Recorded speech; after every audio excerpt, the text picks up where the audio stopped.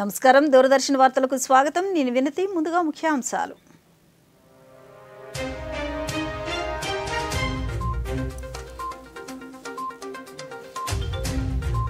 Bharat Botswana దేశాల మధ్య పలు కీలక ద్వైపాక్షిక సంబంధాలు ఢిల్లీ పేలుడు బాధితులను ఆసుపత్రిలో పరామర్శించిన ప్రధాని నరేంద్ర మోదీ విద్య కేవలం ఉపాధి సాధనమే కాక సమాజ సేవకు పునాది కావాలన్న గవర్నర్ ఎస్ అబ్దుల్ నజీర్ పేదలకు సొంతిల్లు ఉండాలన్నదే ప్రభుత్వ లక్ష్యమన్న ముఖ్యమంత్రి చంద్రబాబు నాయుడు ఉన్నత విద్యారంగంలో మార్పులు సంస్కరణలకు విద్యావేత్తలు సహకారం అందించాలన్న మంత్రి Nara Lokesh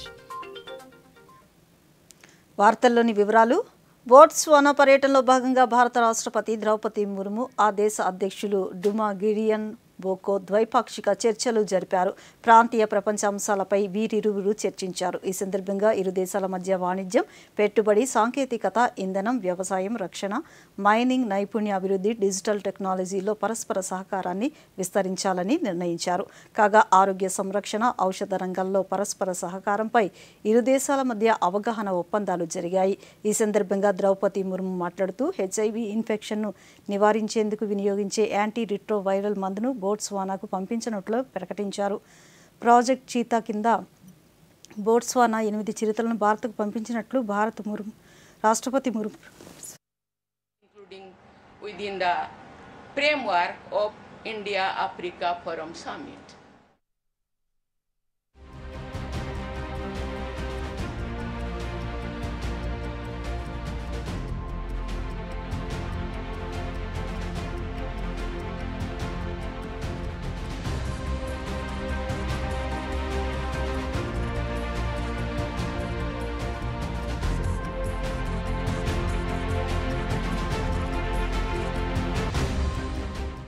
I conveyed to President Boko India's firm commitment to working closely with Botswana to further deepen our ties as well as India's commitment to expanding its partnership with the African region, including within the framework of India-Africa Forum Summit.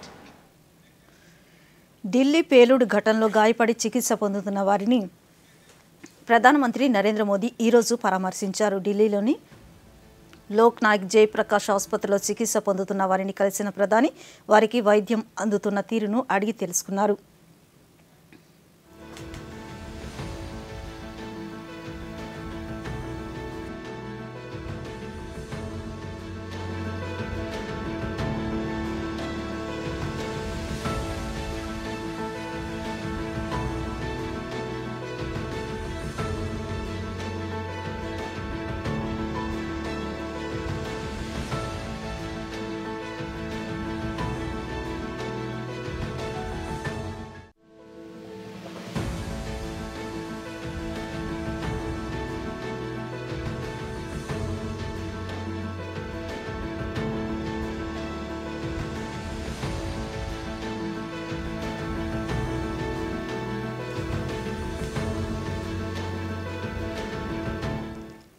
ప్రధానమంత్రి నరేంద్ర మోదీ అధ్యక్షతన ఈరోజు సాయంత్రం కేంద్ర cabinet సమావేశం జరిగింది. ఈ సందర్భంగా పలు కీలక నిర్ణయాలకు మంత్రివర్గం ఆమోదం తెలిపింది.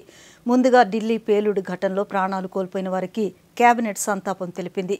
కేబినెట్ నిర్ణయాలను కేంద్ర సమాచార ప్రసార శాఖ మంత్రి అశ్విని వైష్ణవ్ ఈరోజు మీడియాకు వివరించారు.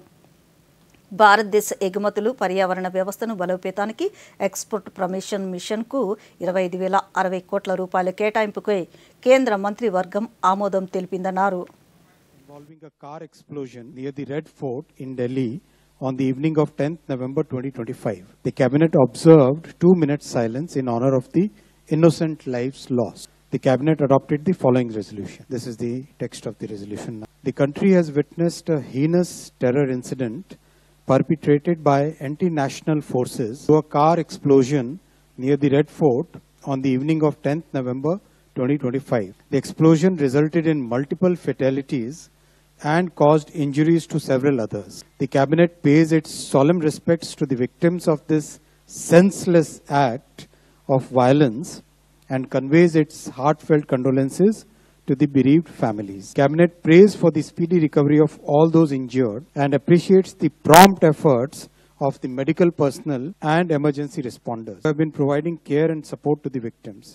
The Cabinet unequivocally condemns this dastardly and cowardly act that has led to the loss of innocent lives. The Cabinet reiterates India's unwavering commitment to a policy of zero tolerance towards terrorism in all its forms and manifestations. The Cabinet also recorded its appreciation for the statements of solidarity and support from many governments around the world, and their sponsors are identified and brought to justice without delay. The situation continues to be closely monitored at the highest levels of the government. The Cabinet reaffirms the government's steadfast resolve to safeguard the lives and well-being of all Indians, consistent with its enduring commitment. విద్య కేవలం ఉపాధి సాధనమే కాక సమాజ సేవకు పునాదిగా ఉండాలని Andhra Pradesh governor yes Abdul Nazir పేర్కొన్నారు. కర్నూలులో రాయలసీమ విశ్వవిద్యాలయం 4వ స్నాతకోత్సవ వేడుకల్లో విద్యార్థులకు బంగారు పతకాలు ప్రదానం చేశారు.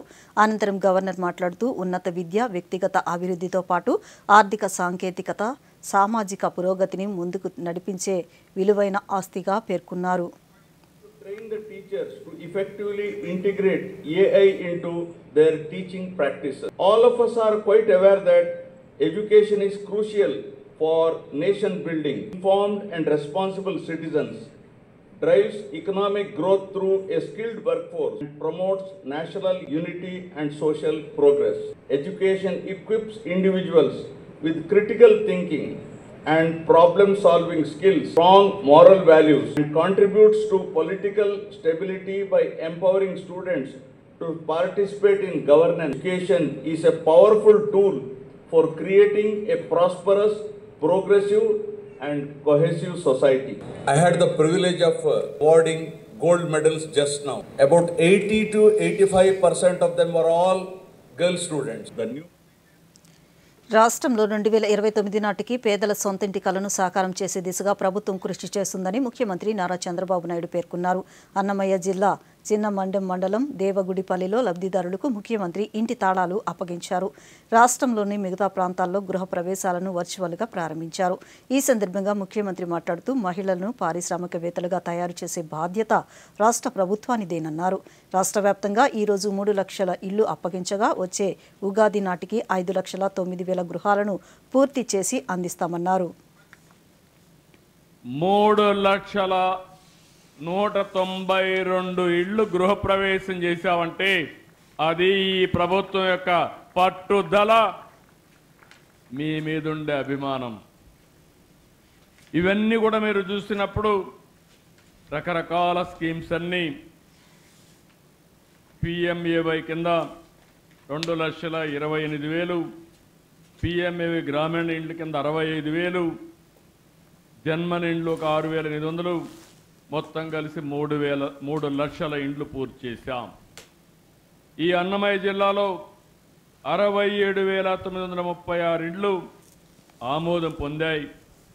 ఇవన్నీ కూడా 10,900 ఇండ్లు ఇప్పుడు పూర్తి చేశాం. ఒక రాయిచోట్ల 17,093 ఇళ్లు మంజూరైతే 2,694 ఇళ్లు పూర్తి చేశాం. దేవగుడిపల్లిలో 43 ఇళ్లు నిర్మాణాలు ఉన్నాయి, 18 పూర్తి. పేదల సొంతింటి కల నెరవేర్చడమే రాష్ట్ర ప్రభుత్వ లక్ష్యమని రాష్ట్ర బీసీ శాఖ మంత్రి ఎస్ సవిత స్పష్టం చేశారు. శ్రీ సత్యసాయి జిల్లా పెడపల్లిలో ఈరోజు నిర్వహించిన సామూహిక గృహ ప్రవేశాల కార్యక్రమంలో జిల్లా కలెక్టర్ శ్యాంప్రసాద్, పుట్టపర్తి శాసనసభ్యురాలు పల్లె సుందీరారెడ్డితో కలిసి మంత్రి పాల్గొన్నారు. ఈ సందర్భంగా మంత్రి లబ్ధిదారులకు ఇంటి పత్రాలను, తాళాలను అందజేశారు. ప్రారంభోత్సవాలు, గృహ ప్రవేశాలు 3 లక్షల దాకా ఈ రోజు రాష్ట్ర పండగగా కూడా జరుగుతుంది. మరి నేను తెలియజేసేది ఒకటే, ఈ రోజు మన ముఖ్యమంత్రి ప్రజల పక్షపాతి, సంక్షేమం కోరాలనుకున్న వ్యక్తి చంద్రబాబు నాయుడు గారు. బీసీలకు 50,000 రూపాయలు అదనంగా టిట్కో ఇండ్లలాగా మేము వదిలేయలేదు, ఇండిపెండెంట్ హౌసెస్ వదిలేయలేదు, మళ్ళీ అదనంగా డబ్బులు ఇచ్చి ఈ రోజు పూర్తి చేస్తున్నాం. వెలుగొండ ప్రాజెక్టును వచ్చే ఏడాది నాటికి పూర్తి చేయడమే రాష్ట్ర ప్రభుత్వ లక్ష్యమని రాష్ట్ర జల వనరుల శాఖ మంత్రి నిమ్మల రామానాయుడు తెలిపారు. ప్రాజెక్టు పనులు యుద్ధ ప్రాతిపదికన కొనసాగుతున్నాయని ఆయన తెలిపారు. ఈ ప్రాజెక్టుతో పాటు గండిపడిన ఫీడర్ కెనాల్ను మంత్రి ఈ రోజు పరిశీలించారు. అనంతరం మంత్రి మీడియాతో మాట్లాడుతూ ప్రాజెక్టును పూర్తి చేసి ప్రకాశం జిల్లా వాసులకు సాగునీరు అందిస్తామన్నారు.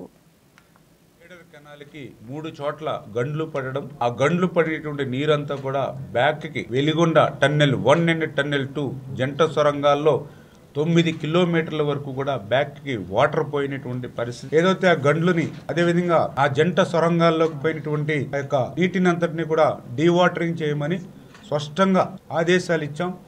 యుద్ధ ప్రాతిపదికన పూర్తి చేయమని చెప్పేసి కూడా ఆ రోజు మనం ఆదేశాలు ఇచ్చాం. ఆ ఫీడర్ కెనాల్ సంబంధించి గండ్లు పూడ్చడంలో ఇంకా నాంచివేత ధోరణి ఏదైతే ఉందో, కొంతమేర నిర్లక్ష్యం ఏదైతే ఉందో దాన్ని కూడా ఈరోజు మేమందరం కూడా ఇన్స్పెక్షన్ ద్వారా సంబంధిత అధికారులకు, సంబంధిత ఏజెన్సీలకు కూడా తీవ్రంగా కూడా హెచ్చరికలు కూడా చేయడం జరిగింది. టన్నెల్ ఏదైతే ఉందో అది 2 సంవత్సరాలని పూర్తి చేయాలనే లక్ష్యం. R&R కూడా ఇంకా 900 కోట్ల రూపాయల వరకు కూడా నిర్వాసితులకి వాళ్ళకు కూడా చెల్లించవలసినటువంటి పరిస్థితి ఉంది. ఇవన్నీ పూర్తి చేసుకుని 26 కల్లా ఈ పూర్తి కానిటువంటి వెలిగొండను పూర్తి చేసినట్లుగా ఆ రోజు జాతికి అంకితం చేసి ప్రకాశం జిల్లా రైతుల్ని, ప్రజల్ని మోసం దగా గత ప్రభుత్వం ఏదైతే చేసిందో అటువంటి వాటికి అవకాశం.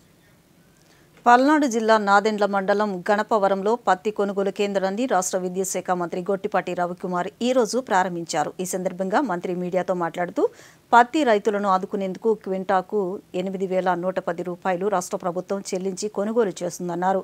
అలాగే పత్తి కొనుగోలుకు 11 కాటన్ కార్పొరేషన్ ఆఫ్ ఇండియా కేంద్రాలను ఏర్పాటు చేసినట్లు ఆయన తెలిపారు. దాదాపు పోయిన సంవత్సరం కంటే ఈ సంవత్సరం కొద్దిగా MSP రేటు కూడా పెంచడం జరిగింది. 6-7% పెంచారు. అయినా సరే రైతులకు ఇబ్బంది. బయట మార్కెట్లో 5,000, 4,500 నుంచి 5,000 కొంటున్నారని తెలిసిన తర్వాత ఇమీడియట్గా మన పుల్లారావు గారు ఇమీడియట్గా కొనుగోలు కేంద్రాలు పెట్టాలనే ఉద్దేశంతో ఇక్కడ మన పేటలో అదేవిధంగా పేటతో పాటు ఇంకో 11 కేంద్రాలు పెట్టడం జరిగింది. ఖచ్చితంగా పత్తి అంతా కూడా కొనుగోలు చేయాలని చెప్పి అధికారులు కోరుతూ ఉన్నాము. రైతులు ఇబ్బందులు ఉన్నారు. మరీ ఎక్కువ రూల్స్ పెట్టి వాళ్ళని చంపేయకుండా కొద్దిగా ఇబ్బంది లేకుండా చూడాలని కోరుకుంటున్నాం. అట్లానే రైతులు కూడా యువత తమ కళల సాకారానికి చిత్తశుద్ధితో కృషి చేయాలని రాష్ట్ర విద్యాశాఖ మంత్రి నారా లోకేష్ పిలుపునిచ్చారు. CII southern regional with AP సంయుక్తంగా అమరావతిలో నిర్వహించిన హయ్యర్ ఎడ్యుకేషన్ కాన్క్లేవ్ 2025లో మంత్రి లోకేష్ మాట్లాడుతూ మారుతున్న కాలానికి అనుగుణంగా ఉన్నత విద్యారంగంలో మార్పులు, సంస్కరణలకు విద్యావేత్తలు సహకారం అందించాలని ఆయన కోరారు. The vision set here is reimagining higher education for India's $5 trillion economy.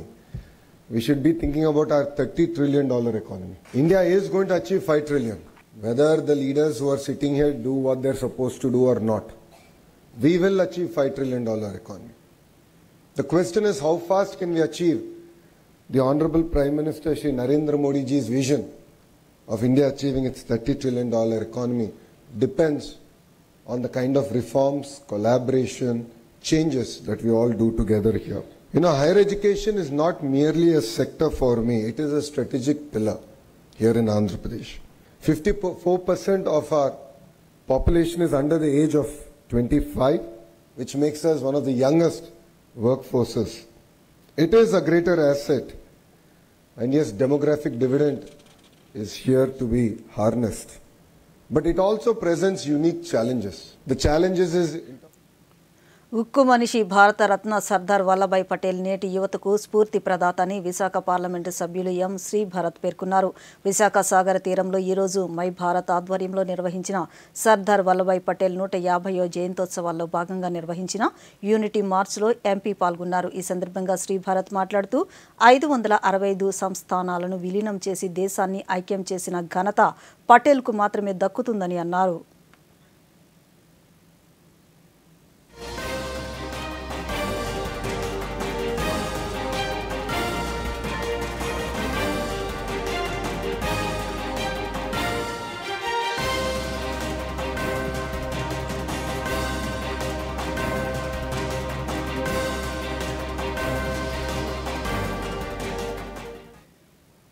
ఇప్పుడు చిన్న విరామం తీసుకుందాం. ఇది చూపించండి. పోయింది నీ ప్రైజ్ మనీ. కాస్తైనా ఇన్వెస్ట్ చేసుకో. వచ్చేప్పుడు చేసేసా మొబైల్తో. ఎందులో? గవర్నమెంట్ సెక్యూరిటీస్ లో. RBI retail direct mobile app ఉందిగా. రీటైల్ డైరెక్ట్ స్కీమ్ ద్వారా ఇన్వెస్ట్మెంట్ అంటే మెచ్యూరిటీకి guaranteed returns. No brokerage, no hidden fees. మెచ్చుకున్నాం. నిన్ను కాదు, యాప్ ని. ఆర్బీఐ అంటోంది తెలివిగా ఆలోచించండి, అప్రమత్తంగా ఉండండి. తిరిగి వార్తలకు స్వాగతం. దేశవ్యాప్తంగా ఈరోజు దేశంలో ప్రజాసేవ ప్రసార దినోత్సవం జరుపుకుంటున్నారు. ప్రతి ఏడాది నవంబర్ 12వ తేదీన మహాత్మాగాంధీ రేడియో ద్వారా దేశ ప్రజలను ఉద్దేశించి చేసిన చారిత్రాత్మక ప్రసంగాన్ని స్మరించుకునేందుకు ప్రతీకగా ప్రజాసేవ ప్రసార దినోత్సవాన్ని జరుపుకుంటున్నారు. ఆ విశేషాలేంటో ఇప్పుడు చూద్దాం. దేశవ్యాప్తంగా ఈరోజు దేశంలో ప్రజాసేవ ప్రసార దినోత్సవం జరుపుకుంటున్నారు. ప్రతి ఏడాది నవంబర్ 12వ తేదీన మహాత్మాగాంధీ రేడియో ద్వారా దేశ ప్రజలను ఉద్దేశించి చేసిన చారిత్రాత్మక ప్రసంగాన్ని స్మరించుకునేందుకు ప్రతీకగా ప్రజాసేవ ప్రసార దినోత్సవాన్ని జరుపుకుంటున్నారు. 1947లో నవంబర్ 12వ తేదీన మహాత్మాగాంధీ ఢిల్లీలో బ్రాడ్కాస్టింగ్ హౌస్ ఆకాశవాణి కేంద్రాన్ని సందర్శించారు. విభజన కారణంగా హర్యానాలోని కురుక్షేత్రంలో తాత్కాలికంగా ఏర్పాటు చేసిన శరణార్థి శిబిరాల్లో తలదాచుకున్న దాదాపు 2 లక్షల మంది ప్రజలను ఉద్దేశించి అదే రోజు దీపావళి కావడంతో గాంధీజీ రేడియో ద్వారా ప్రసంగించారు. రేడియోను తాను ఒక శక్తిగా, భగవంతుని అద్భుత శక్తిగా భావించానని గాంధీజీ పేర్కొన్నారు. दुखी भाइयों और बहनों, मुझे कोई पता नहीं है कि सिवाय आपके मुझको कोई भी सुनता है या नहीं. ये अनुभव मेरी जिंदगी में मेरे लिए दूसरा है. पहला अनुभव इंग्लैंड में हुआ था जब मैं राउंड टेबल कॉन्फ्रेंस में गया. मुझको पता ही नहीं था कि मुझको इस तरह से कुछ बोलना है. मैं तो एक अनजान पुरुष हूँ, मैं कोई दिलचस्पी भी नहीं लेता हूँ, लेकिन दुख के साथ मिल जाना वो तो मेरा जीवन भर का प्रयत्न है, जीवन भर का मेरा पेशा है.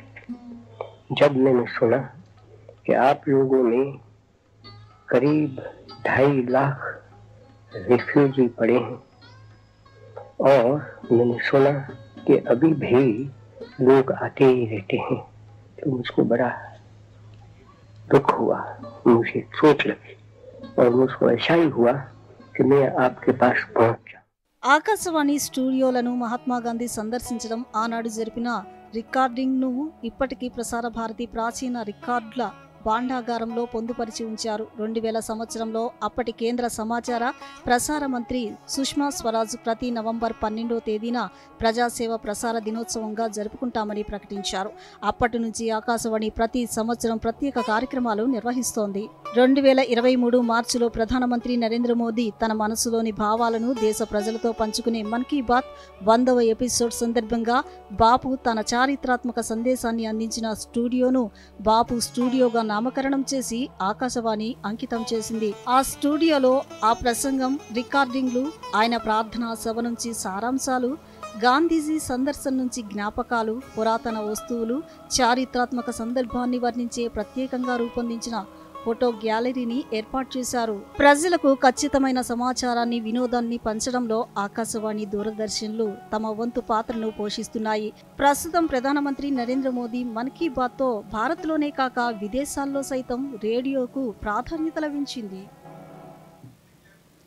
ప్రత్యేక అవసరాలు కలిగిన దివ్యాంగుల తల్లిదండ్రులు మరింత ఓర్పుతో ఉండాలని పశ్చిమ గోదావరి జిల్లా కలెక్టర్ చదలవాడ నాగరాణి కోరారు. భీమవరంలోని గాలి రామయ్య మున్సిపల్ ప్రాథమిక పాఠశాల ఆవరణలో భవిత విలీన విద్యా వనరుల కేంద్రం ఆవరణలో ఏర్పాటు చేసిన కార్యక్రమంలో దివ్యాంగ బాల బాలికల ఉచిత ఉపకరణాల పంపిణీ, వైద్య నిర్ధారణ శిబిరాన్ని జిల్లా కలెక్టర్ నాగరాణి పరిశీలించారు.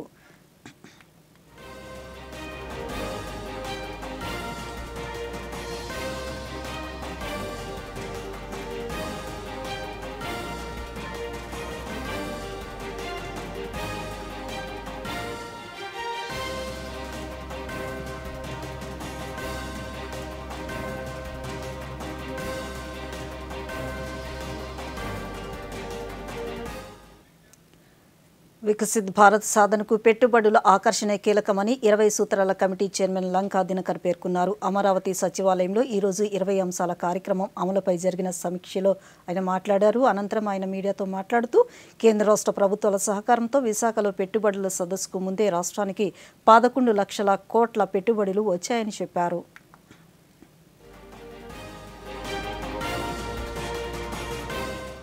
Global investments to grass roots empowerment అంటే రాష్ట్రంలో ప్రపంచ స్థాయి పెట్టుబడుల ఆకర్షణ, అదేవిధంగా గ్రామ స్థాయిలో పెట్టుబడుల సాధికారతకు ప్రోత్సాహం. ముఖ్యమంత్రి చంద్రబాబు నాయుడు గారి యొక్క ధ్యేయం స్వర్ణాంధ్రప్రదేశ్ సాకారంతో ప్రధానమంత్రి నరేంద్ర మోడీ గారి సంకల్పం వికసిత భారత సాధనకు పెట్టుబడుల ఆకర్షణ కీలకం అనేటటువంటి విధంగా కార్యాచరణతోటి ముందుకు వెళ్తూ ఉన్నాం. విశాఖపట్నంలో 14-15వ తేదీలన జరగబోయే పెట్టుబడుల సమ్మిట్ కన్నా ముందే రాష్ట్రంలో 11 లక్షల కోట్ల రూపాయల పెట్టుబడుల ఆకర్షణ చేయటం అనేటటువంటిది 15 బిలియన్ డాలర్ల గూగుల్ పెట్టుబడుల నుంచి 15,000 రూపాయల స్థాయి అత్యంత చిన్న తరహా పెట్టుబడుల వరకు ప్రతి ఒక్కరిని కూడా ఒక స్ఫూర్తితోటి ఆయన ప్రోత్సహిస్తూ ఉన్నారు.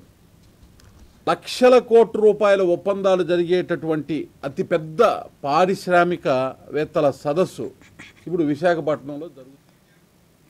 భారత తొలి ఉప ప్రధానమంత్రి భారత ఉక్కు మనిషి సర్దార్ వల్లభాయ్ పటేల్ 150వ జయంతోత్సవాలను పురస్కరించుకుని రాష్ట్ర వ్యాప్తంగా ర్యాలీలు నిర్వహిస్తున్నారు. ఇందులో భాగంగా డాక్టర్ బిఆర్ అంబేద్కర్ కోనసీమ జిల్లా అమలాపురంలో ఈరోజు మై భారత్ ఆధ్వర్యంలో యూనిటీ మార్చ్ ఘనంగా జరిగింది. అమలాపురం పార్లమెంటు సభ్యుడు గంటి హరీష్ మాథూర్ జిల్లా కలెక్టర్ ఆర్ మహేష్ కుమార్తో కలిసి యూనిటీ మార్చ్లో పాల్గొన్నారు. ఈ సందర్భంగా ఎంపీ మీడియాతో మాట్లాడుతూ యువత వల్లభాయ్ పటేల్ను స్ఫూర్తిగా తీసుకుని సమైక్యంగా అభివృద్ధి వైపు అడుగులు వేయాలన్నారు. మన మన్సుఖ్ మాండేయ గారు కేంద్ర మంత్రివర్యులు ఆయన ఆధ్వర్యంలోని ప్రతి డిస్ట్రిక్ట్లోని కూడా పార్లమెంట్లోని కూడా ఈ ఏర్పాటు చేయడం జరుగుతుంది. ఆలోచన ఒక్కటే, అందరినీ కూడా యూనిటీగా ఆనాడు ఆ మహనీయులు ఐరన్ మ్యాన్ అనేది మనందరం పిలుస్తాం, ఆయన్ని స్ఫూర్తిదాయకంగా తీసుకుంటూ మనందరం కూడా కలిసి ఉండాలని, మనందరం కూడా ఈ రోజు మన దేశాన్ని ఒక డెవలప్డ్ నేషన్ కింద తయారు చేసుకోవాలంటే మనందరూ కలిసి రావాలని ఏకైక ఆలోచనతో ఈరోజు ఈ బిఆర్ అంబేద్కర్ కోనసీమ జిల్లాలోని మన ఇక్కడ ఈ ప్రాంతంలో ఉన్న పిల్లలందరితో కలిసి ఈరోజు ఈ పాదయాత్ర చేయడం జరిగింది. ఇది ఎస్కేబిఆర్ కాలేజ్ నుంచి గడియార స్తంభం వరకు వెళ్తూ అలాగే పిల్లలందరితో కూడా వాళ్ళందరితో మాట్లాడుతూ, ఎందుకంటే కెనడాలోని ఒంటారియాలో జరిగిన G7 విదేశాంగ మంత్రుల సమావేశంలో భారత విదేశాంగ మంత్రి డాక్టర్ ఎస్ జయశంకర్ పాల్గొన్నారు. ఈ సందర్భంగా ఆయన ఫ్రాన్స్, బ్రెజిల్, యూకే, జర్మనీ దేశాల ప్రతినిధులతో ద్వైపాక్షిక సమావేశాలు నిర్వహించారు. G7 దేశాలతో వ్యూహాత్మక భాగస్వామ్యాలను బలోపేతం చేయడం, వాణిజ్య పెట్టుబడులను పెంచడం, బహుపాక్షిక సహకారాన్ని ముందుకు తీసుకువెళ్లడంతో పాటు భద్రతా సవాళ్లు పరిష్కారం తదితర అంశాలపై ఈ సమావేశంలో చర్చ జరిగింది.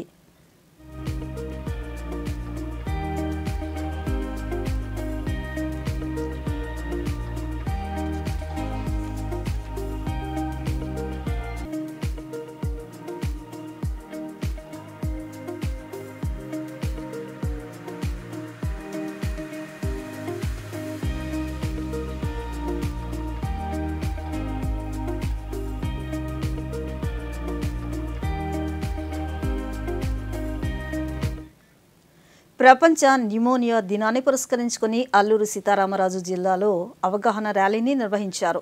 మినుములూరు ప్రాథమిక ఆరోగ్య కేంద్రం పరిధిలో వైద్య సిబ్బంది పాడేరు అంబేద్కర్ కూడలి నుంచి ఆర్టీసీ కాంప్లెక్స్ వరకు ర్యాలీ నిర్వహించారు. మానవహారంగా ఏర్పడి ప్రజలకు న్యూమోనియాపై అవగాహన కల్పించారు. ఈ సందర్భంగా జిల్లా వైద్య ఆరోగ్య శాఖ అధికారి డాక్టర్ డి కృష్ణమూర్తి నాయక్ మాట్లాడుతూ చిన్నారుల్లో పెరుగుతున్న న్యూమోనియా కేసుల దృష్ట్యా ముందస్తు అవగాహనతో వ్యాధి తీవ్రతను తగ్గించవచ్చునన్నారు.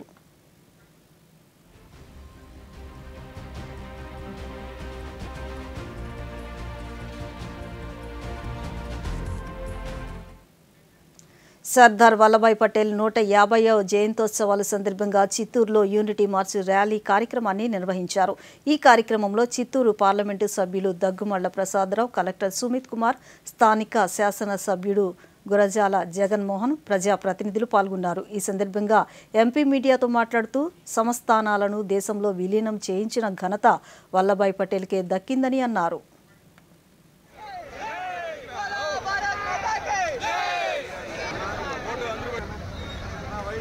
స్వాతంత్రం వచ్చిన తర్వాత జరిగిన పరిణామాల్లో ఈ దేశానికి ఆయన కంట్రిబ్యూట్ చేసింది చాలా ప్రాముఖ్యమైనది. స్వాతంత్రం వచ్చిన నాటికి దేశం మొత్తం కూడా చిన్న ప్రిన్సిపల్ స్టేట్స్ అంటారు. ఈ దేశంలో స్వాతంత్రం వచ్చిన యూనిఫైడ్ దేశంలోకి రావడానికి సిద్ధంగా లేరు. మిగతా వాళ్ళందరూ వచ్చారు, మనం స్వాతంత్రం ప్రకటించుకున్నాం, కానీ వాళ్ళు రావడానికి సిద్ధంగా లేరు. కింగ్స్ ని కన్విన్స్ చేసి వాళ్ళందరినీ బాలల సాహిత్య శైలిలో 2025 ఏడాదికి సంబంధించి అవార్డులను కేంద్ర సాహిత్య అకాడమీ ఈ నెల 14న ప్రదానం చేయనుంది. ఢిల్లీలో కేంద్ర సాహిత్య అకాడమీ అధ్యక్షులు మాధవ్ కౌశిక్ ఈ అవార్డులను అందిస్తారు. ఈ అవార్డు కింద 50,000 రూపాయల నగదుతో పాటు జ్ఞాపికను అందజేస్తారు. హిందీ సాహిత్యంలో ఏక్ బటే బరాహ్ రచయిత సునీల్ శుక్లా, ఆంగ్లంలో South Indian myths and fables retold రచయిత నితిన్ కుశలప్ప అవార్డులను అందుకోనున్నారు.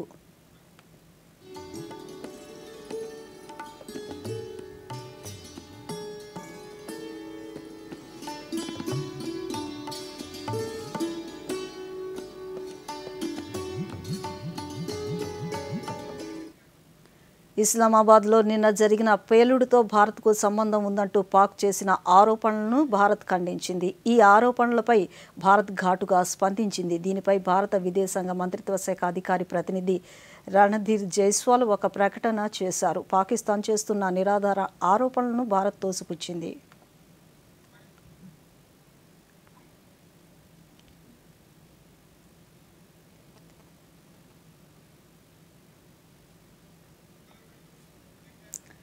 ఎలక్ట్రానిక్స్ ఇన్ఫర్మేషనల్ టెక్నాలజీ మంత్రిత్వ శాఖ మిడ్వై భారత్ టాక్సీ జాతీయ రైడ్ హెయిలింగ్ వ్యవస్థతో కలిసి పనిచేస్తోంది. ఈ ఏడాది డిసెంబర్లో అధికారికంగా ప్రారంభం కానుంది. ప్రస్తుతానికి భారత్ టాక్సీ ఢిల్లీలో సాఫ్ట్ లాంచ్ను ప్రారంభించింది. ఇందిరాగాంధీ విమానాశ్రయం నుంచి డిజిటల్ డాష్ బోర్డు ద్వారా కార్యకలాపాలు ప్రారంభమయ్యాయి. ఈ ప్లాట్ఫామ్ డిజిలాకర్, ఉమాంగ్, ఏపీఐ సేతు వంటి జాతీయ డిజిటల్ ప్లాట్ఫామ్లతో అనుసంధానించారు. దీనివల్ల ప్రయాణికుల గుర్తింపు ధృవీకరణతో కూడిన సేవలు సజావుగా అందించడం సాధ్యమవుతుంది. ప్రయాణికులకు మెరుగైన సేవలు, ఉత్తమ ప్రయాణ అనుభవాన్ని అందించడానికి ఈ భారత్ టాక్సీ కృషి చేస్తోంది.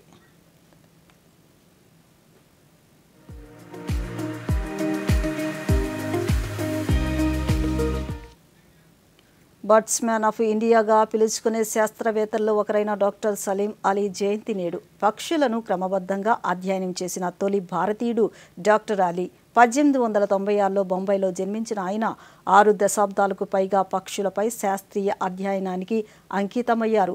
అంతేకాకుండా ఆయన రచనలు, సర్వేల ద్వారా దేశంలో పక్షి శాస్త్రానికి ప్రాచుర్యం కల్పించడమే కాకుండా రాజస్థాన్లో ఉన్న కేవ్లాడియో నేషనల్ పార్క్ వంటి ముఖ్యమైన వన్యప్రాణి సంరక్షణ ప్రాంతాల స్థాపనలోనూ కీలక పాత్ర వహించారు.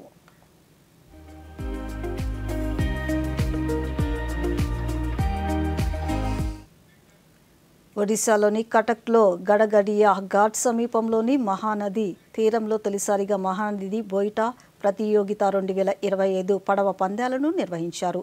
ఈ ప్రత్యేకమైన వేడుకల్లో ఫ్లైబోట్ రేసు ప్రధాన ఆకర్షణగా నిలిచింది. ఈ పోటీలను తిలకించడానికి ప్రజలు పెద్ద సంఖ్యలో తరలివచ్చారు.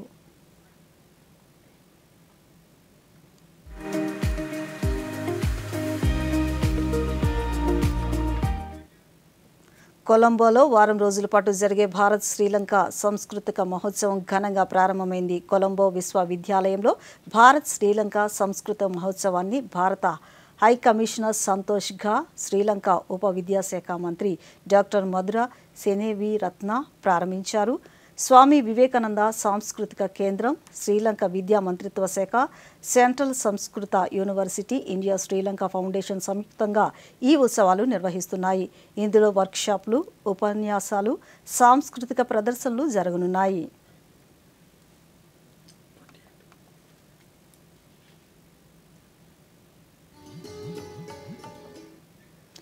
నైరుతి బంగాళాఖాతం పరిసర ప్రాంతాల్లో ఉపరితల ఆవర్తనం కొనసాగుతుందని అమరావతిలోని భారత వాతావరణ కేంద్రం అధికారులు తెలిపారు. దీనికి తోడు ఆంధ్రప్రదేశ్ యానంలో ఈశాన్య తూర్పు గాలులు వీస్తున్నాయి. దీని ప్రభావంతో రాష్ట్రంలో ఉత్తర కోస్తాంధ్ర జిల్లాలతో పాటు పొడి వాతావరణం, దక్షిణ కోస్తాంధ్ర, రాయలసీమ జిల్లాల్లో 1-2 చోట్ల తేలికపాటి వర్షాలు కురిసే అవకాశం ఉందని అధికారులు తెలిపారు.